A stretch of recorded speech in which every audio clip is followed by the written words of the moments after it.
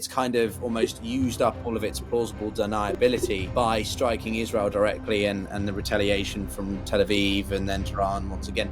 So they don't have the bandwidth. Russia, we've already said, does. Turkey's going to benefit. What I'm interested a little bit is two-pronged is Israel, but equally is Assad himself. What happens to Assad? It's very difficult to say now what's going to happen. I mean, I don't think he wants to end up like Gaddafi being killed in battle. Of course, just like Gaddafi, he had like a sort of support base in a certain part of the country, especially in the Alawite heartland. For instance, you have the Karda area where like all the Alawites live, so that's there's a support base. He could go there, so it will be easier for them to survive there than, for instance, in Damascus. If he leaves the country, it's risky because he could lose control. If he stays in the country, it's also risky because he could end up like Gaddafi, ending in battle, dying in battle. It's going to be also very difficult for the Iranians to support even the Syrian government because all the logistical lines will be cut at some point. This is The Global Gambit.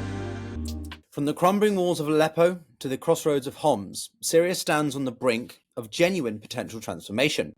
There is a sudden insurgent surge, alliances fraying, and key players like Russia and Iran hesitating. So could this genuinely be the collapse and a new future for Syria? Join me in this video alongside my analysis with a guest as we break down these latest rapidly unfolding developments. How are you going, YouTube? Welcome to our deep dive into the situation in Syria. So we're exploring the Hay'at Tahrir al-Sham's, or HTS, lightning offensive that has shifted the balance of power and put President Bashar Al-Assad's regime in unprecedented peril. We'll be uncovering some of the key players, examining what is happening right now and what it means for Syria's future with a guest.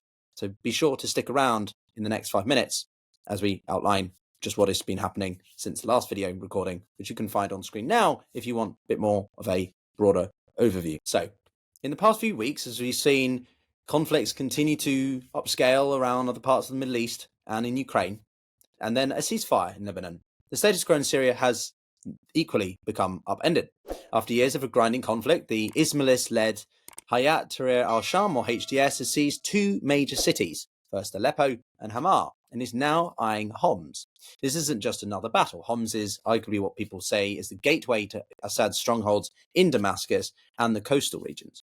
While Syria's government officials have vowed to hold the line at Hama, the military has quickly conceded defeat. Tens of thousands of people are already fleeing Homs, bracing for what could become the fiercest battle yet. Now, President Assad and his regime's survival should come as no surprise, being dependent on some reliable and strong allies, namely Russia and Iran. But this time, their support is faltering. Russia, whose intervention in 2015 saved Assad from arguably a near defeat, is overstretched by the war in Ukraine. Analysts suggest, including my belief, that Moscow just doesn't have the bandwidth, the ability, the resources for another large-scale deployment. Call it what you want, but airstrikes, which the Russian government have suggested and committed to, are not going to be enough to prevent the on-the-ground offences and momentum that the anti-Assad factions and forces currently have. Equally, Hezbollah, which was a critical part of Damascus and the pro-Assad forces' defensive lines, have been largely incapacitated by Israel in its activities in Lebanon. So without Hezbollah, Iran seemingly overstretched, and the Russians very distracted on their more, strategic priorities, find this difficult and Assad's position increasingly untenable. Then there is the insurgents themselves.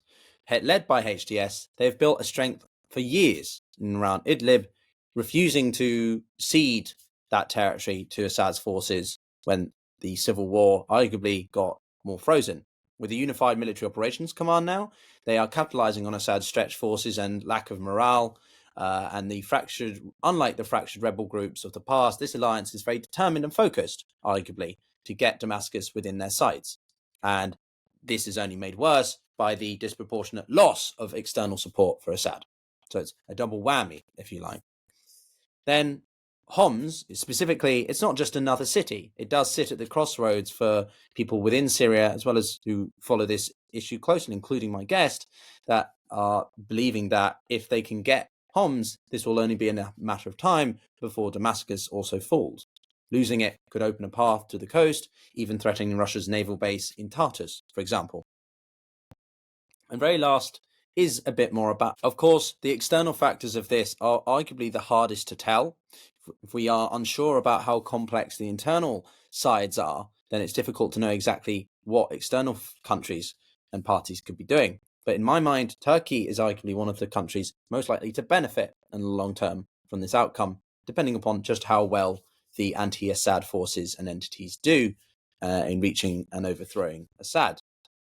Assad's enemies do face challenges.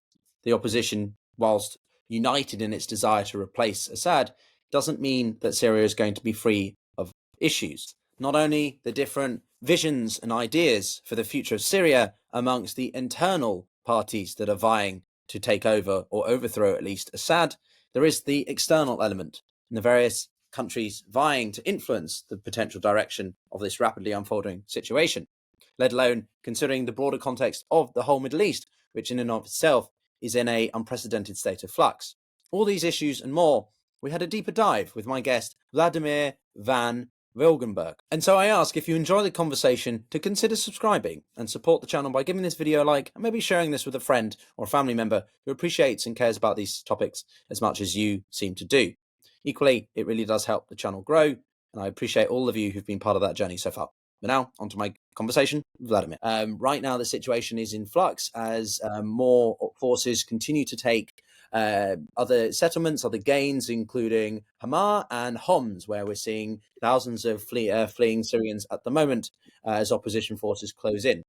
But someone who is following this, well, he's in Kurdistan actually, is Wladimir, who is a journalist at the Kurdish Chronicle and someone who does a lot of work covering Kurdish issues as well. And I'm delighted that he's been able to join the show. Wladimir, thank you for coming on.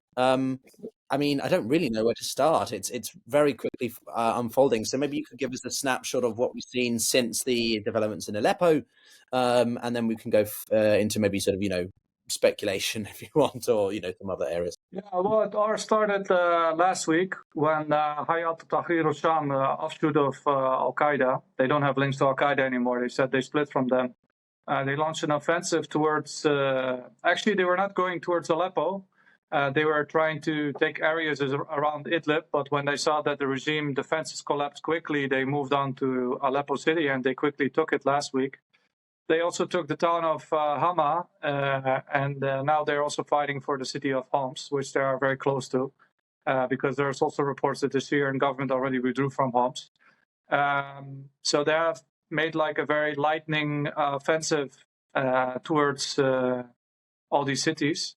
And then at the same time, when you have this, the Kurdish-led Syrian Democratic Forces in northeast Syria, when the Turkish-backed rebels saw that they were trying to make a connection between Aleppo area and northeast Syria, also the Turkish-backed rebels, they launched an offensive to basically stop them from making a corridor from northeast Syria to Aleppo. Because the Turkish-backed groups and Turkey, they don't want the Kurds to establish an autonomous statelet in northeast Syria. So they succeeded actually in breaking that corridor, and also they took a town that were controlled by Kurdish forces and displaced 10,000 of displaced people that were already displaced Kurds that were living in camps in Tarrafat. And then in addition to that, apart from this battle around northern Aleppo, recently today the Kurdish-led forces, they moved into Deir ez-Zor city and to the Deir ez-Zor airport and to Abu Kamal, which is a very strategic area because this is the area that is always talked about as the land bridge for Shia-backed militias to move to Syria. And actually, if the Kurdish-backed forces control that area, they're going to cut off this sort of land bridge of Shia militias. So that's also a new development, and they did that without much resistance. Initially, the Kurdish-backed forces, they said they were going to attack 7 villages that were controlled by the regime on the other side, controlled by the regime in Deir ez-Zor, but they were pushed back. But today, they just took the whole Deir ez-Zor area almost.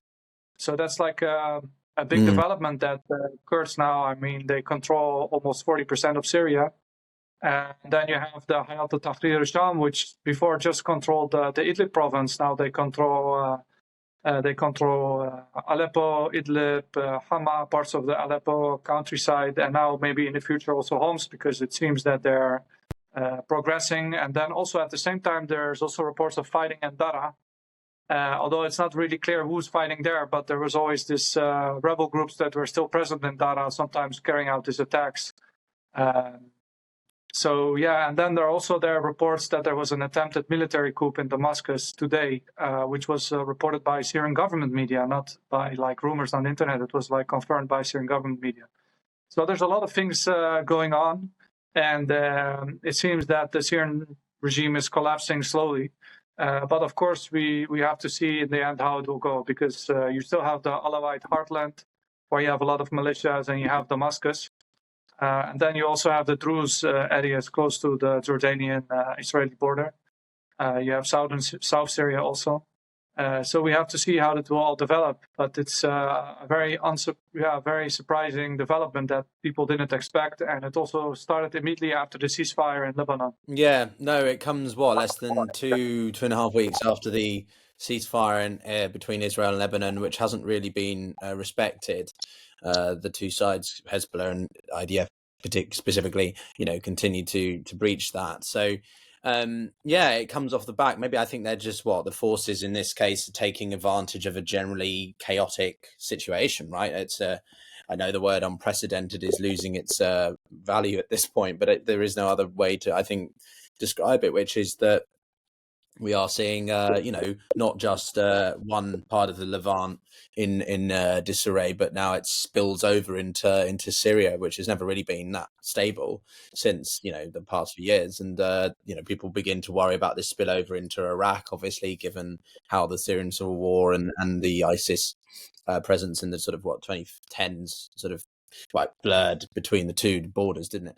But I was wondering if you could break down a little bit more the actual groups that are in the situation, because as far as I can tell, we've got sort of four. We've got the Assad pro forces, we've got the SDF or Democratic Forces, we've got HTS, I think it's the largest one, and then we've got some Turkish aligned ones, the Syrian National Army. So could you give us a snapshot of who's doing what and where, and what sides are they on, or what their interests are?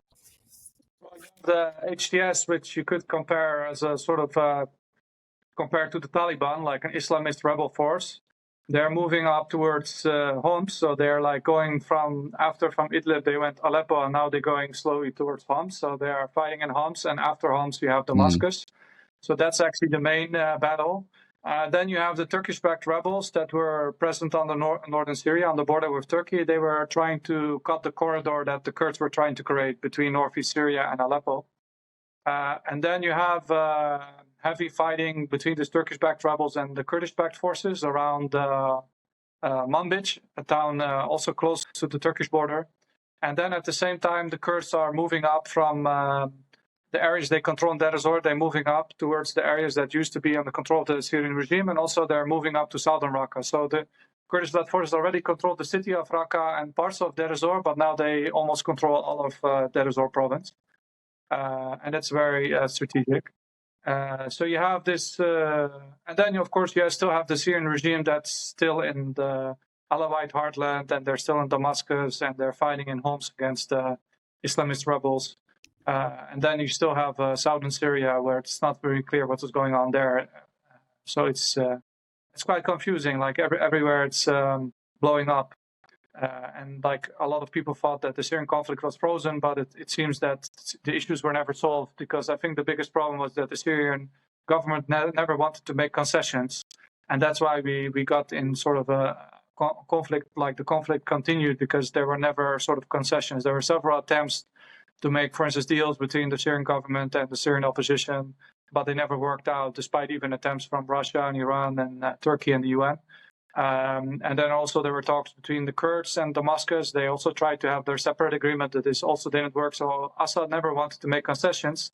And then you have this whole weakening of the Iranian-backed militias in the region because of the Israeli-Gaza war in Lebanon. And Israel, they completely eliminated the whole Hezbollah leadership. And Hezbollah was the main force supporting Assad in Syria for a very long time. This was one of the reasons that he survived the battle in Aleppo, apart from the Russian support. And then you also have, of course, that Russia is weakened in Syria, because Wagner, this private contractor of the Russian state, their leader was died in that airplane incident, and Wagner has been transferred in the Africa Corps, so they're not so active anymore in Syria as in the past. And then, of course, Russia is very active in Ukraine itself, so they're not so much focused on Syria at the moment, and everybody didn't expect this conflict. So I'm sure that Russia, they moved out some assets also from Syria, although obviously they are still in Syria. So that's quite interesting then. But one of the things that's bearing on my mind quite a lot, mainly because predominantly we cover the Russia-Ukrainian war on the channel, and Russia's my regional sort of expertise. Where is Russia in this? And Iran and Israel, Turkey, obviously we've mentioned one of the forces is sort of Turkish aligned or sort of supported. So could you outline a little bit sort of where you see some of the main actors in this? I think at the time of recording, the Russian government had issued a warning or a suggestion to all Russian citizens to leave Syria, which illustrates to me that they really don't have strong belief in the Assad's side to really put up much of a defense or a desire to fight. Do you agree with that sentiment? Well, I mean, there's also a number of Russian citizens living in Syria. Also, a number of them actually have married Syrians. So it's probably for those people that are living in Syria. I mean, not the army. Then apart from that, I mean, I know even a person who's half Russian, half Kurdish from Syria. So you have a number of people that are actually married with Syrians. So it's probably for them. And it's actually an indication, as you mentioned, that probably the Russian government doesn't really trust that the Syrian regime can protect those people that are still living in Syria. And apart from that, also there was this statement, I think, by Bloomberg that the Russians said that if Assad is not able to protect itself, Russia can't do anything.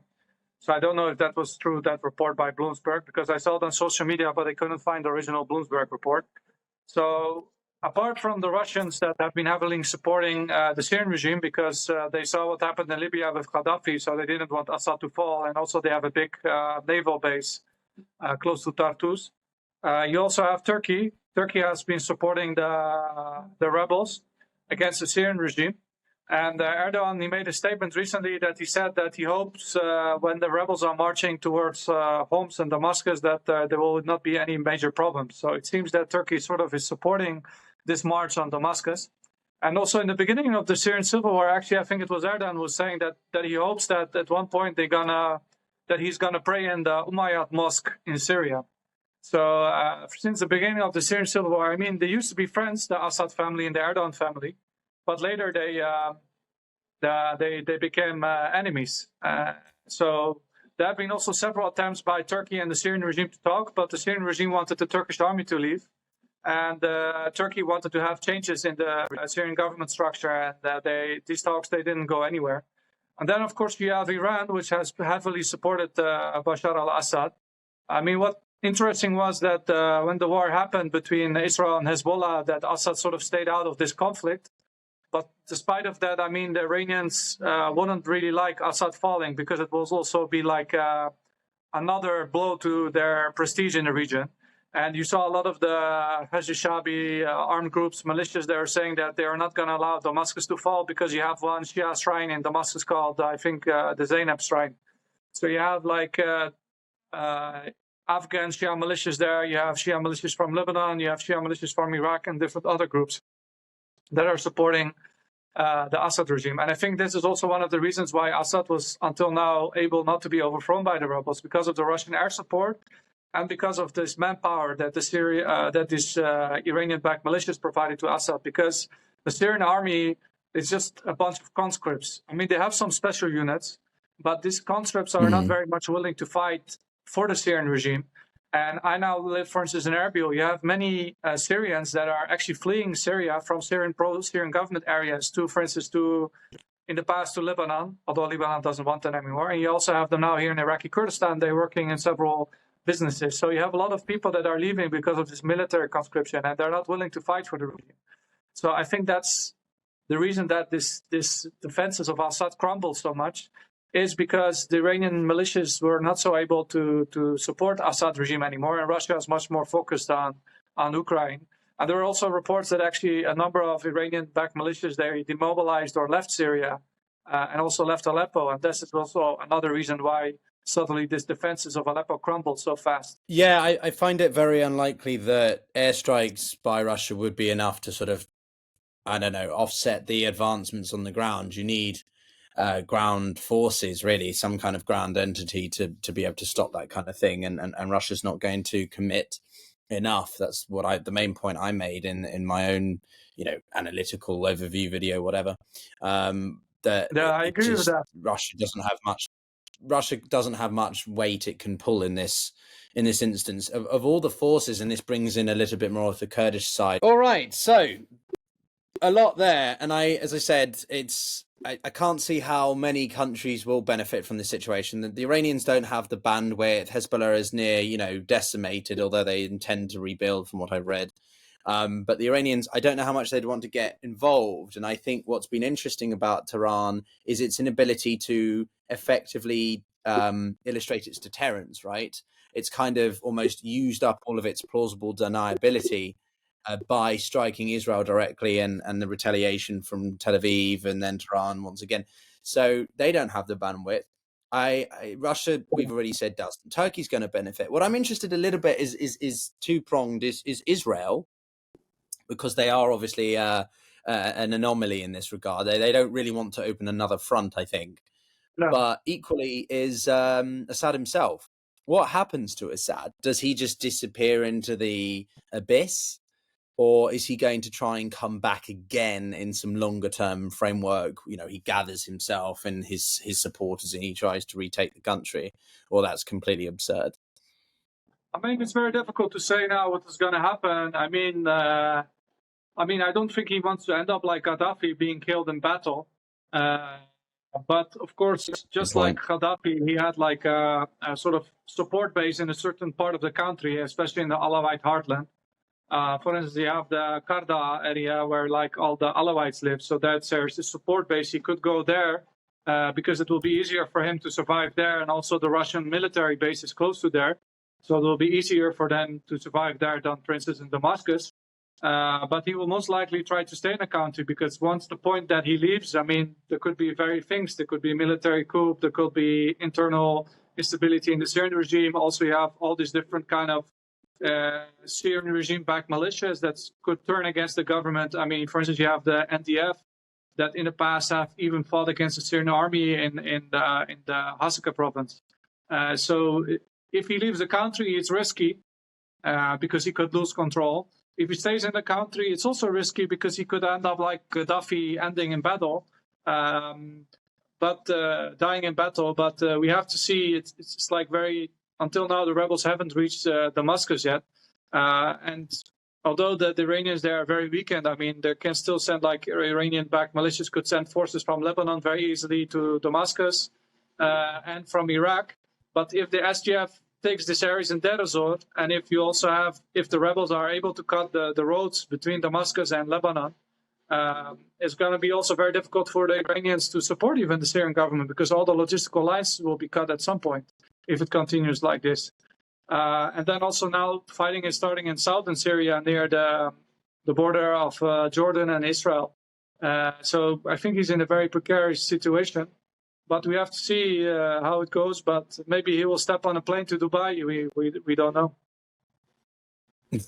Well, we had the British were hosting in the past few days the Qatari state visit, and we know how instrumental they've been in attempting to negotiate in the Israeli, Hamas, Hezbollah, and general broader situation complexities there.